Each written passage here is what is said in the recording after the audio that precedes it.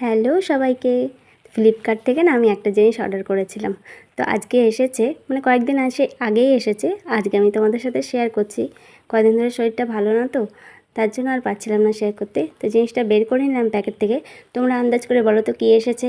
কে কে আন্দাজ করতে পারলে তাড়াতাড়ি কমেন্ট করো। আর কে কে আমি দেখানোর পরে কমেন্ট মানে বুঝতে পেরেছো তারও কমেন্ট করো।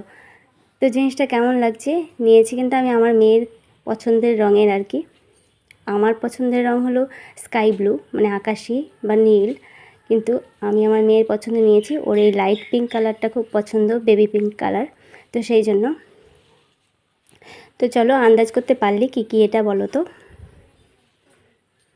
জিনিসটা দেখে আমার বেশ ভালো লেগেছে, খুব বেশি ভালো না হলেও মোটামুটি বেশ সুন্দর।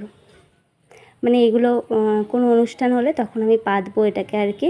তো এটা আমি সোফার কভার নিয়েছি একটা, আর রেগুলার ইউজের জন্য তো আমি বিছানা চাদর দিয়ে কভার দিয়ে রাখি। তো একটু পেতে দেখাই কেমন লাগছে।